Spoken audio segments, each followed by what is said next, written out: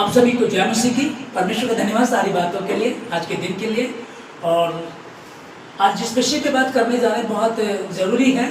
कई बार मैं इस विषय पे बात कर चुका हूँ अपने लोगों को। कलीसिया, खैर मेरी कलीसिया बहुत अच्छी है, जानती है, लेकिन जब मैं कहीं बाहर जाता हूँ, जिन लोगों से मिलते हैं, जहाँ लोग मुझे प्रचार के लिए बुलाते हैं, मैं जाता हूँ तो कई बार उनसे ये बातें सुनने को मिलती है। ये सवाल उनका होता है, क्या हमें श्राद्ध मनाना चाहिए कि नहीं मनाना चाहिए? मसीह क्रिश्चियन की बात कर रहा हूँ मैं।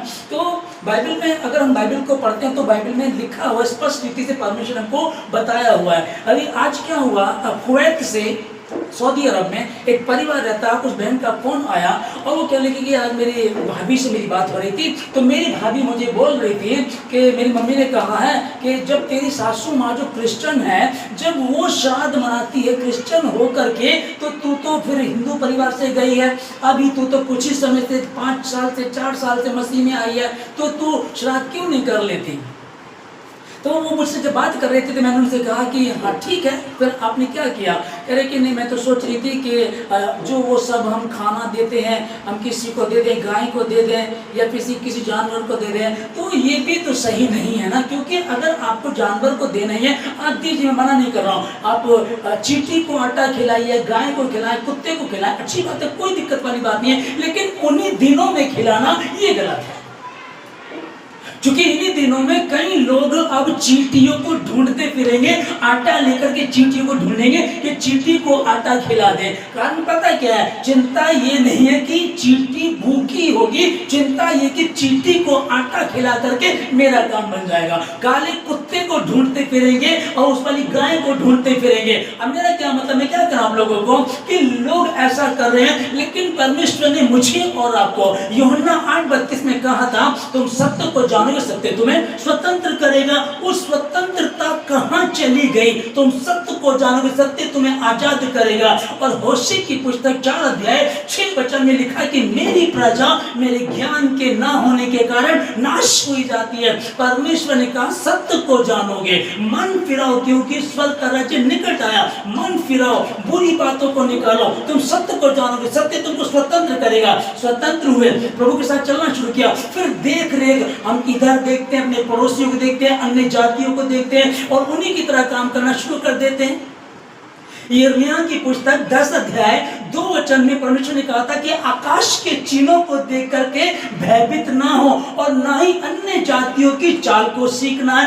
अन्य जाति जो चाल चल रही है उनको चल नहीं दीजिएगा, पर आप अपनी जगह खड़े बने रहिएगा। होना ये चाहिए कि तुम पृथ्वी का नमक हो, तुम जगत की ज्योति हो। तुम्हें देख करके लोग उन बातों को धारण करें जो तुम में पाई जाती है। पौलुस लिखता है कि तुम परमेश्वर की चलती फिरती पत्रियां हो। कहां गई वो पत्री? कोई पत्री नजर नहीं आती, कोई ऐसे लक्षण नहीं नजर आते। और प्रभु ने कहा था स्पष्ट रीति से कि नमक का स्वाद यदि बिगड़ जाए तो फिर किस चीज से नमकीन किया जाएगा? वो स्वाद बिगड़ चुका है, वो स्वाद खराब हो चुका है। जब तक आप लोग इसको नहीं पढ़ेंगे तब तक आप समझ नहीं पाएंगे। इसको जब तक नहीं पढ़ेगा आप समझ नहीं पाएंगे और अन्य जाति के समान उलझे रहिए। अभी देखिए इब्रानियों 9:27 में लिखा है कि मनुष्य का एक बार मरना, उसके बाद न्याय का होना नियुक्त है। इसके आगे कुछ है ना पीछे कुछ है, परमेश्वर ने इस बात को बता दिया। ओके, फिर जब हम लूका की पुस्तक 16:27-31 में पढ़ते हैं, एक लाजर नाम का बीमार था और एक धनी व्यक्ति था। दोनों के दोनों मरते हैं और दोनों ही ऊपर चले जाते हैं। अब जो लाजर था, जो बीमार था, वो इब्राहिम पिता की गोद में पहुंचाया जाता है और धनी व्यक्ति मरता है, गाड़ा जाता है और उसकी आंखें कहां खुलती है? अधोलोक में। जो वो अधोलोक में से दूर से देख रहा होता है तो वो बोलता है, हे इब्राहिम पिता, ये लाजर ये तो मेरी देवड़ी पे बैठा था ना, मेरे छूटन खाता था और ये यहाँ स्वर्ग में तेरे पास तेरी गोद में पड़ा है ना, तो इसको भेज, क्योंकि मैं यहाँ तड़प रहा हूँ, इस ज्वलनशील पीड़ा में हूँ, मैं तड़प रहा हूँ। इसको भेज ताकि अपनी एक उंगली पानी में डाल करके मेरी जीभ को ठंडा करे। इब्राहिम पिता ने कहा ऐसा कुछ नहीं है, उधर से ना तो इधर कोई आ सकता है और ना इधर से कोई उधर जा सकता है। स्वर्ग और नरक के इसके बीच में एक ऐसी गहरी खाई कोई आ और जा नहीं सकता है। कोई किसी की हेल्प नहीं कर सकता कि मैं अपनी माँ को बचा लूँ, अपने पापा को बचा लूँ, अपने भाई को बचा लूँ। जीते जी यदि हम अच्छे काम करेंगे, पवित्रता में रहेंगे, परमेश्वर के साथ रहेंगे, मसीह में सो जाएंगे, तब जाकर के ये काम हमारे लिए वो आशीषित वाली बात होगी। दूसरा शमूएल 12 अध्याय 21 से 23 तक जहाँ हम लोग पढ़ते हैं, वहाँ लिखा है कि दाऊद का बेटा बीमार था और दाऊद ने गुनाह किया था।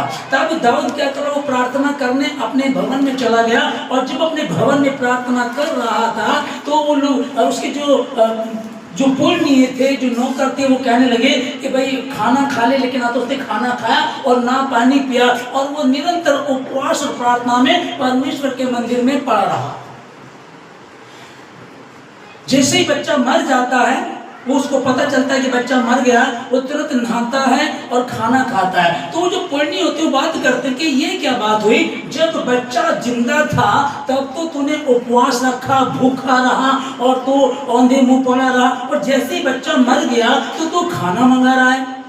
तब दाऊद ने कहा कि जब तक वो जिंदा था और बीमार था तो मैं उपवास करके प्रार्थना कर रहा था, क्या जाने परमेश्वर मेरी प्रार्थना को सुने, क्या जाने परमेश्वर अपनी बातों को पूरा करे, परमेश्वर मेरे जीवन में काम करे और मेरा बच्चा ठीक हो जाए। लेकिन ऐसा नहीं हुआ।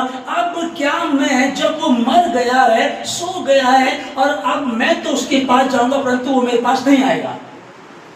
मैं कैसी भी कोशिश कर लूं, मरे हुए को कोई भी जिंदा नहीं कर सकता। हाँ, यीशु मसीह ने किया तो वो एक अलग बात है, लेकिन वो भी बाद में मरे हैं।